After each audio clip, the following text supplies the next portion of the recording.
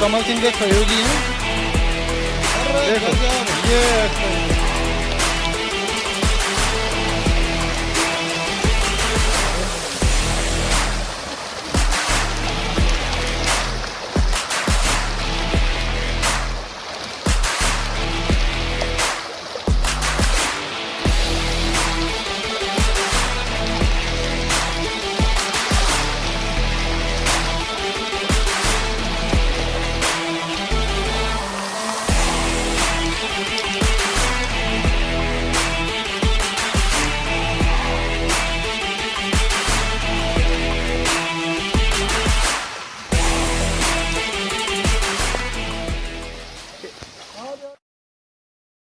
नमस्कार, मैं हूं जयवीर कुंडीर और आप देख रहे हैं न्यूज नेत्र। आप सोच रहे होंगे कि मैं कहां पर मौजूद हूं। मैं इस समय बड़ासी में मौजूद हूं, जहां पर मत्स्य निदेशालय है। मत्स्य भवन में मैं बैठा हूं। डिप्टी डायरेक्टर मेरे साथ में बैठे हैं, अनिल कुमार जी। बहुत बहुत स्वागत है कार्यक्रम में जुड़ने के लिए। और इसलिए हम आए हैं यहाँ पे अनिल कुमार जी के पास में, क्योंकि बहुत सारे लोग जो हैं इस चीज को लेकर जानकारी चाहते हैं कि सरकार की योजनाएं क्या क्या है, जो मत्स्य विभाग है वो क्या काम कर रहा है। ये सारी जानकारी हम अनिल जी से लेने की कोशिश करेंगे। डिप्टी डायरेक्टर हैं सर। एक चीज है सर, बहुत सारे युवा परेशान है इस समय बेरोजगारी को लेकर। उत्तराखंड में खासकर ये स्थिति है कि बेरोजगारी है, जगह जगह आंदोलन भी हो रहे हैं और ये कहा जा रहा है कि सरकार कुछ कर नहीं रही है बेरोजगारों के लिए, जबकि सरकार अपने दावे करती है, आप लोग अपने दावे करते हैं। किस तरीके की योजनाएं हैं स्वरोजगार से जुड़ने की, और खासकर जो आपका विभाग है ये किस तरीके से काम कर रहा है? धन्यवाद। मैं सर्वप्रथम तो मैं यह बताना चाहूँगा कि जो हमारा मत्स्य विभाग है जी। और हम जो यहाँ पर जो भी कार्य करते हैं वह सरकारी जो भी दिशा निर्देश होते हैं, सरकार द्वारा दिए गए जो भी दिशा निर्देश होते हैं, और जो किसानों के लिए, जो हमारी जनता के लिए, जो राज्य की जनता है उसके लिए जो भी लाभदायक रोजगार संबंधी, स्वरोजगार संबंधी और मत्स्य पालन कर कैसे हम किसानों की आय दुगनी कर सकते हैं, कैसे बढ़ाया जा सकता है, और जो हमारे नौजवान, जैसे आपने कहा, जो पढ़े लिखे नौजवान भी हैं, वो किस तरीके से मत्स्य पालन से जुड़ करके अपनी आजीविका को वृद्धि कर सकते हैं और कैसे एक बहुत अच्छा व्यवसाय कर सकते हैं जी। तो इस संबंध में अब हमारे मछली पालन से नव युवक जो हैं, पढ़े लिखे हैं, इसमें आपके इंजीनियर्स भी हैं, MBA किए हुए लोग हैं, CA हैं या वकील हैं, ये लोग अभी अपना स्वरोजगार में मत्स्य पालन से काफ़ी मात्रा में जुड़ चुके हैं। हमारे इन 13 जिलों में, जो हमारे पर्वतीय 2 जिलों को छोड़ करके हमारे पर्वतीय क्षेत्र में है, यहाँ पर हमारा विगत कुछ वर्षों से प्रधानमंत्री मत्स्य संपदा योजना के अंतर्गत ट्राउट में ब्लू रिवोल्यूशन, नील क्रांति के उद्देश्य से ट्राउट के रेसवेज यहाँ पर तैयार किए गए हैं। और ट्राउट के यह एक एक्जोटिक फिश है, इसको उन्होंने अपनाया है। और जो हमारे छोटी छोटी जो नदी हैं, धारें हैं पर्वतीय क्षेत्रों में, उनके माध्यम से उन्होंने ट्राउट रेसवेज बनाए हैं। ट्राउट रेसवेज बना करके वो लोग ट्राउट मछली का उत्पादन कर रहे हैं। और इस ट्राउट मछली का उत्पादन, ये ऐसी मछली है जो कि एक 500 से 550 से 600 रुपये तक का रहता है इसका रेट। और अगर हम इसको 5 स्टार होटल्स में कहें या अन्य जो ऐसी जगहों पर करेंगे तो इसका 3000 से 4000 रुपये पर किलोग्राम तक भी इसका रेट है। इसको करने के लिए किसानों को हमारे जो 13 जिले हैं, 13 जिलों में हमारा सहायक निदेशक मत्स्य या जनपद मत्स्य प्रभारी जी का कार्यालय है, वहाँ पर संपर्क किया जा सकता है। और ब्लॉक स्तर पर भी हमारे काफ़ी जो दूरस्थ ब्लॉक हैं उनमें हमारे क्षेत्रीय मत्स्य प्रभारी वहाँ पर बैठते हैं जी। और इसके अलावा जनपद में वो जाकर के संपर्क कर सकता है। और मछली पालन का जो प्रधानमंत्री मत्स्य संपदा योजना, जो माननीय प्रधानमंत्री महोदय द्वारा ये चलाई गई है, वह इतनी बढ़िया है कि उसमें आपके मछली पालन के सारे आयाम इसमें हैं। इसमें आप ट्राउट रेसवेज कर सकते हैं, नई तकनीकी जैसे recirculating aquaculture system, RAS technology जो नया विकास हुआ है, जहाँ पर पूर्व में हमारे जो मछली पालन के पॉन्ड्स बनते थे, वहाँ पर 1 घन मीटर पे 1 मछली बीज ही उसमें सरवाइव कर सकता था। जी। और अब जो सघन है इस नई टेक्नोलॉजी के अनुसार वो 90 से लेके 100 मत्स्य बीज वहां पर कर सकता है। कहने का मतलब है कि जो उत्पादन है वो आपका 50 से 100 गुना कई गुना उसका बढ़ गया है। दूसरी हमारी नई टेक्नोलॉजी जो आई है वो है बायोफ्लॉक सिस्टम से। बायोफ्लॉक सिस्टम से इसमें जो है आपका इसमें भी सघन खेती हो सकती है और इसमें जो है आर्टिफिशियल टैंक बना करके जमीन को खुदाई की जरूरत नहीं पड़ती है, खोदने की जरूरत नहीं पड़ती है, वो आर्टिफिशियल टैंक बना करके अपने मछली पालन कर सकता है। और इसके अलावा जो हमारे ग्राम समाज के तालाब हैं, जैसे जो हमारे जो यहाँ जो हमारे मैदानी क्षेत्रों में है, मैदानी क्षेत्रों में ग्राम समाज के तालाब जो है उनको आवंटित करा करके भी इसमें मछली पालन करके मछली बीज हमारा उपलब्ध कराता है विभाग। और मत्स्य आहार के लिए भी उनको सब्सिडी है जो हमारी राज्य की विभिन्न स्कीमें हैं उनके द्वारा। और इसके साथ साथ अभी मार्केटिंग पर भी इसमें कार्य हो रहा है, जो हमारे प्रधानमंत्री मत्स्य संपदा योजना के स्तर से इसमें जो हमारे किसान हैं वो फिश आउटलेट्स, जो अपनी एक मोबाइल आउटलेट्स में अपनी मछली के विभिन्न प्रकार के आइटम्स बना के विभिन्न प्रकार के खाद्य उत्पाद बना करके वैल्यू एडेड प्रोसेस फूड जो है वो आप तैयार करके उसके माध्यम से कर सकते हैं।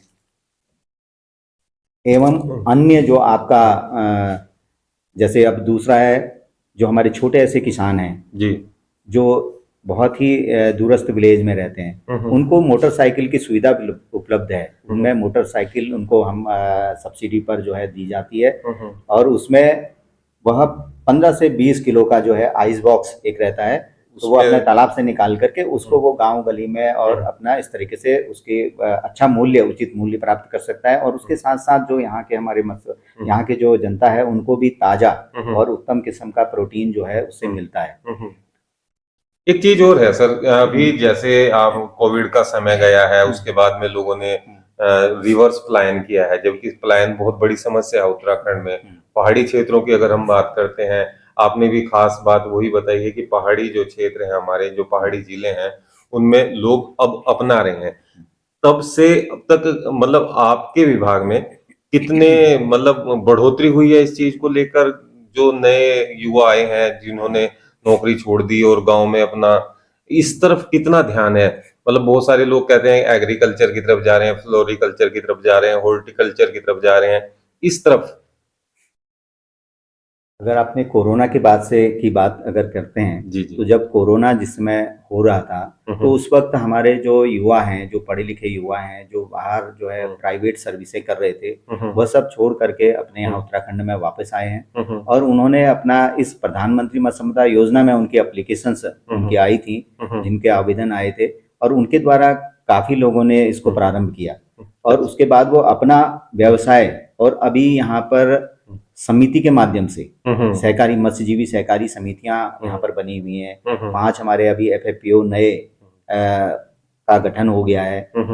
इस समिति के माध्यम से कोऑपरेट होकर के एक साथ जो है इन्होंने ट्राउट रेसवेज बनाए हैं। पहाड़ों में ट्राउट रेसवेज को ज्यादा इसमें दिया गया है। इसके अलावा और भी हमारी जो दूसरी प्रजातियां हैं, जो हमारी रोहू, कतला, नैन और विभिन्न प्रकार की 6 से 7 जो प्रजातियां हैं, मेजर कार्प्स और चाइना कार्प, उनका उत्पादन भी किया जा रहा है। और इसके साथ ही एक उसमें बहुत अच्छा तेजी से उछाला है, वो है पंगेसियस। पंगेसियस जो मछली है वह उसमें स्केल्स नहीं होते हैं और कांटे भी बहुत कम होते हैं और उसका यहाँ पर अभी तक बाहर से जो है मछलियाँ आती थी, अब यहाँ पर भी इसका उत्पादन होकर के यहाँ पर लोग इसको बड़े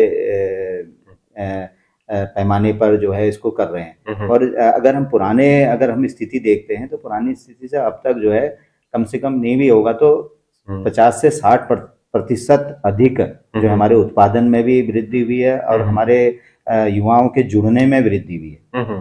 और एक चीज और है सर, क्योंकि बहुत सारे लोग हैं, जानकारियां कम है और इसलिए कार्यक्रम भी हम लोग कर रहे हैं कि ऐसी चीजें हैं जिनकी जानकारियां हम लोगों के पास भी कम है, अन्य लोगों के पास भी कम ही होंगी।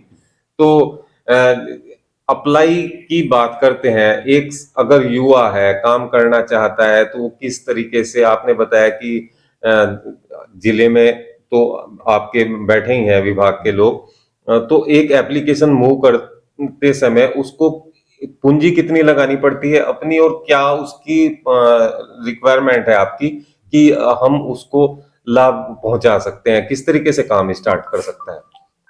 इसमें जैसे मैंने आपको बताया कि हमारा भारत सरकार की जो केंद्र प्रोन्नयन योजना है, जी। इसमें सामान्य वर्ग के लिए 40% का अनुदान है अगर कोई मछली पालन की कोई भी स्कीम लेता है। अच्छा। और अनुसूचित जाति जनजाति एवं महिलाओं के लिए, सामान्य की भी अगर महिलाएं हैं तो उनके लिए 60% की इसमें अनुदान है। और इसके अलावा जो हमारे राज्य सेक्टर की योजनाएं हैं, राज्य सेक्टर की योजनाओं में भी हमारा जो है 40 से 60% तक का जो है उसमें भी अनुदान हमारा उसमें भी दिया जाता है।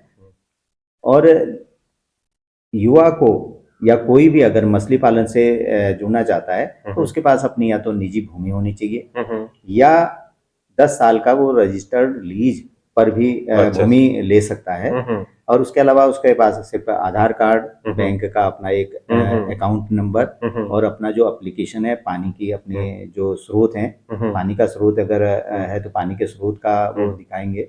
और मैदानी क्षेत्रों में तो वो हैंडपंप वो हो जाता है लगा करके वो पानी का ये कर सकते हैं। इसमें मुख्य रूप से बस इतना है, 3 फोटो और ये करके अपना एप्लीकेशन वो दे सकता है। और उसको फिर जिले स्तर पर जो डिस्ट्रिक्ट लेवल कमेटी होती है वो उसको अप्रूव कर लेती है। उसके बाद उसको यहाँ स्टेट लेवल कमेटी अप्रूव करके हम उसको भारत सरकार को भेज देते हैं। वहाँ से बजट जैसे आता है और तुरंत ही जो है फिर उनको ये स्कीम। अच्छा, एक ये भी लोगों के दिमाग में ये रहता है कि भाई सरकारी कार्यालयों के चक्कर बहुत लगाने पड़ते हैं किसी भी काम को लेकर। आप इससे कितना सहमत हैं? इसमें अब देखिए, राज्य सरकार ने भी अभी इसमें बहुत अच्छी सी एक कर दी है स्कीम जो डीबीटी के माध्यम से हो रही है। क्योंकि इससे यह है कि जो भी किसान अपना कार्य करेगा उसका पैसा सीधा उसका जो लाभ होगा, जो सब्सिडी होगी, वह सीधे किसान के खाते पर जाएगा। और डीबीटी के माध्यम से, जिसको ऑनलाइन है, तो ऑनलाइन में भी किसान अपनी जो एप्लीकेशन है उसको ऑनलाइन भी भर सकता है और ऑफलाइन भी भर सकता है।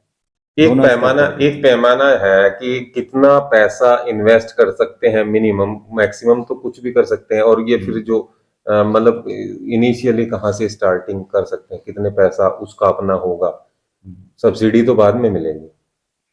इसमें जो हमारा सब्सिडी बाद में मिलने का जो है, ये इसमें जब वो कार्य प्रारंभ करता है तो वो अपना बैंक बिल भी बना सकता है। बैंक से लोन का प्रोजेक्ट, अगर उसके पास अपनी धनराशि नहीं है तो बैंक का लोन प्रोजेक्ट बना सकता है और बैंक के माध्यम से भी उसको जो है काम शुरू किया जा सकता है। और उसको प्रथम जो है 40 से 50% अगर उसका काम हो जाता है तो उसको पहली किस्त अनुदान की जारी कर दी जाती है, ताकि वो आगे को अपना कार्य को सुचारू रख। 1-2 लाख रुपए से काम स्टार्ट कर सकते हैं इसमें 1-2 लाख से भी कम में भी स्टार्ट कर सकते हैं, अगर जैसा उसका प्रोजेक्ट है उस पर आधारित है। जैसे अभी हमारा अगर ग्रो आउट पॉन्ड की बात अगर होती है तो वो 0.2 हेक्टेयर से भी स्टार्ट कर सकता है। अच्छा। और जो हमारे अभी राज्य सेक्टर की जो स्कीम है उसमें तो हमने और कम, जैसे अगर पहाड़ में है तो मात्र 50 वर्ग मीटर पर से भी वो कार्य प्रारंभ कर सकता है। कार्य प्रारंभ कर सकते हैं। और क्योंकि आप यहाँ देख रहे हैं और हमने काफी जानकारी भी ली है कि भाई आप किस तरीके से इसको आगे बढ़ा रहे हैं। दर्शकों से भी कहना चाहता हूं जो इस कार्यक्रम को देख रहे हैं, अगर आप किसी भी सरकारी कार्यालय में जाते हैं तो ये मत समझिए कि अधिकारी जो है वो आपको रास्ता नहीं देंगे या चक्कर कटाएंगे। ये एक बड़ी समस्या है। आप भी इस बात को सुनते होंगे, आप तो खैर सीट पे बैठे हैं तो, लेकिन अगर आप सामान्य रूप से कहीं बातचीत करते हैं तो यही देखते हैं कि अधिकारी जो है चक्कर बहुत कटा देते हैं। मैं इस संबंध में एक सीधा सा इसमें कहना चाहूंगा कि जैसे मैंने भी बताया कि अब ऑनलाइन की भी चीज नहीं है। सरकार की जो इच्छा, जो सरकार का जो मतलब उद्देश्य है वो ये भी है कि पारदर्शिता हो और सुशासन हो। इसी के लिए ऑनलाइन की जितनी हमारी डीबीटी की चीजें हैं, सेवा का अधिकार, ये जो है ये भी इसमें अभी चला हुआ है। और दूसरा, जैसे अभी एक बड़े महत्वपूर्ण बात और बताऊंगा इसमें कि अभी केसीसी का अभियान चल रहा है, किसान क्रेडिट कार्ड का। पूर्व में सिर्फ मात्र एग्रीकल्चर के लिए ही दिया जाता था और अभी वर्तमान में जो है पशुपालन और मछली पालन के लिए और डेयरी के लिए भी ये प्रारंभ कर दिया गया है, जो कि किसानों के बड़े अच्छे हित में है और काफी लोग इसमें कर रहे हैं। और अभी एक हमारा अभी आगामी जो दिनों में है ये चल रहा है, एक विकसित संकल्प यात्रा चल रही है, जिसमें हमारा जो मछली पालन विभाग और पशुपालन विभाग जो है केसीसी पर ध्यान इसमें केंद्रित कर रहे हैं कि जितने भी मत्स्य पालक हैं उनको किसान क्रेडिट कार्ड मिल जाए, ताकि उनकी जो वर्किंग कैपिटल है वो अपने कार्य को कैसे सुचारू कर सकते हैं। मानो उन्हें बीज लेना है या फीड लेना है तो उनको किसान क्रेडिट कार्ड का लाभ उनको मिलेगा, जो उसमें सरकार द्वारा जो अनुदान होता है उसमें ब्याज पर वो उनको मिलता है। और इसके साथ ही दूसरी चीज, दूसरा जो एक बड़ा महत्वपूर्ण बिंदु है कि इसमें 5 लाख रुपए तक का भी जो है मछुआ दुर्घटना बीमा योजना से वो आच्छादित हो जाता है, जिसमें उसको प्रीमियम के नाम पर कुछ भी नहीं देना पड़ता है, जिसमें जो है भारत सरकार और राज्य सरकार प्रीमियम का वहन करती है और उनका जो है मछुआ दुर्घटना बीमा में उनका बीमा हो जाता है।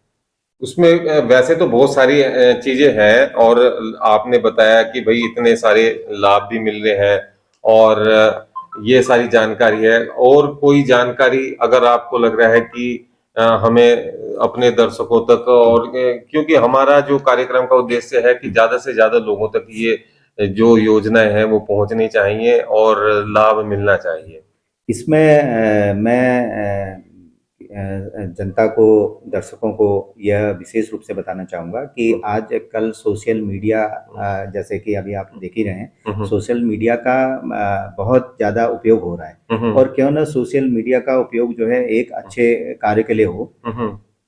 हमारी मत्स्य विभाग की वेबसाइट भी हमारी है और अगर आप यहाँ पर देखेंगे उत्तराखंड में एक अपनी सरकार पोर्टल है, उसको भी जो है दर्शक लोग देख सकते हैं। उसमें अपनी सरकार पोर्टल में वो विभिन्न विभागों की, मत्स्य विभाग की ही नहीं अन्य विभागों की भी समस्त योजनाओं की उनको जानकारी हो जाएगी कि कौन कौन सी योजना चल रही है, क्या उसमें उसके उद्देश्य हैं और क्या उसकी एलिजिबिलिटी क्या होनी चाहिए, कौन कौन से अभिलेख की आवश्यकता होगी, वह उनके लिए बड़ा बहुत ही यूजफुल है। तो वेबसाइट और जो हमारे अपनी सरकार पोर्टल है इसके माध्यम से वो अगर जुड़ते हैं और यही उससे उनको हमारे मत्स्य विभाग से ही नहीं अन्य विभागों की जितनी भी विभिन्न प्रकार की योजनाएं हैं उनसे लाभान्वित हो सकते हैं। और दूसरा एक बिंदु और कहना चाहूंगा कि जब भी सरकार के कोई भी कार्यक्रम अगर होते हैं, जो गोष्ठियां होती हैं या एक कार्यक्रम होते हैं, उसमें अधिक से अधिक जब उसका प्रचार प्रसार होता है अखबारों के माध्यम से, विभिन्न माध्यम से, तो उसमें अधिक से अधिक प्रतिभाग करना वो सुनिश्चित करें। जब वो प्रतिभाग करेंगे तो उनको जो है विभिन्न जानकारी मिलेंगी। और हमारा जितने भी जो विकास खंड के कार्यालय हैं वहां पर वो आपके प्रत्येक विभाग से कर सकते हैं। किसी भी स्तर पर कहीं पर भी वो अपनी एप्लीकेशन दे सकता है, किसी भी स्तर पर किसी भी विभाग पर कहीं पर भी अपनी एप्लीकेशन दे सकता है, वो उसके माध्यम से आ सकती है। सीएससी सेंटर है, सीएससी सेंटर के माध्यम से भी जो है वो जानकारी दे सकता है। कहीं ना कहीं वो हमारे उस पर हमारे विभाग के स्तर पर आ जाती हैं और उस पर तुरंत जो है कार्रवाई जो भी होती है वो हम करने की पूरी कोशिश करते हैं। जी, एक तो ये आप बात आपने बता दी। लोगों में एक धारणा बनी है कि जो सरकारी कार्यक्रम होते हैं, गोष्ठियां होती हैं, कि ये सब बजट को ठिकाने लगाने का काम होता है। ये साधारण लोग की एक मानसिकता है, बहुत सारे लोग सोचते भी हैं। इसको लेकर आपका क्या कहना है कि इसका लाभ पहुंच पाता है, नहीं पहुंचता है, या बजट को ही ठिकाने लगाते हैं, ऐसा मानते हैं लोग? देखिए, मैं कोई भी राजनीतिक टिप्पणी तो मैं नहीं कर सकता हूँ कोई भी, लेकिन जितने भी प्रचार प्रसार के माध्यम है, प्रचार प्रसार का माध्यम, अभी जैसे कि आपने कहा हमारा उद्देश्य जो है किसानों को, दर्शकों को ये योजनाओं से जागरूक करना है। तो ये जागरूकता के कार्यक्रम होते हैं, क्योंकि जागरूकता के कार्यक्रम होते हैं और वो ऐसे ही मंचों पर होते हैं जो सार्वजनिक हो, जहां जनता की अधिक से अधिक पहुंच हो। अब जब वहां पर जब कोई भी व्यवस्था की जाती है तो उसमें धनराशि तो पड़ती ही है, क्योंकि अगर धूप में हम खड़े, धूप में तो किसान नहीं रह सकता है, तो जो भी उनके लिए है, उनके लिए चाय पानी की व्यवस्था होती हो या जो एक सामान्य तौर पर होता है, तो इस तरीके से मुझे नहीं लगता। और जब इस टाइप की होती है कोई चीजें, अगर ऐसा किसी भी दर्शक के संज्ञान में कहीं पर भी आता है तो वो अपनी आवाज उठा सकता है, संबंधितों की शिकायत की जा सकती है। अगर इस टाइप की कहीं पर कोई चीजें होती हैं तो उसको रोका जा सकता है, उसमें कार्रवाई की जा सकती बिल्कुल। है। यह प्रत्येक नागरिक का कर्तव्य है, अधिकार भी है। ये कर्तव्य भी है, अधिकार भी है, और ये अगर आपने मन में कोई ऐसी धारणा बना रखी है तो उस धारणा से हमें भी बाहर निकलने की आवश्यकता है। और आप सरकारी कार्यालयों में पहुंचे और जो योजनाएं हैं वो योजनाएं आपको जरूर उनका लाभ मिलेगा। अगर लाभ नहीं मिलता तो उच्च अधिकारी जैसे हमारे साहब बैठे हैं अनिल कुमार जी, इन तक भी जानकारी दें। अगर आपको जिले में किसी भी जिले में कोई समस्या है तो अगर समस्या अगर आ रही है या कोई आपको सहयोग नहीं कर रहा है तो यहाँ पर भी आप अपनी बात रख सकते हैं। तो आप बने रहिए। आपको वीडियो कैसा लगा इस पर अपनी राय जरूर दें। धन्यवाद। जय उत्तराखंड, जय देवभूमि।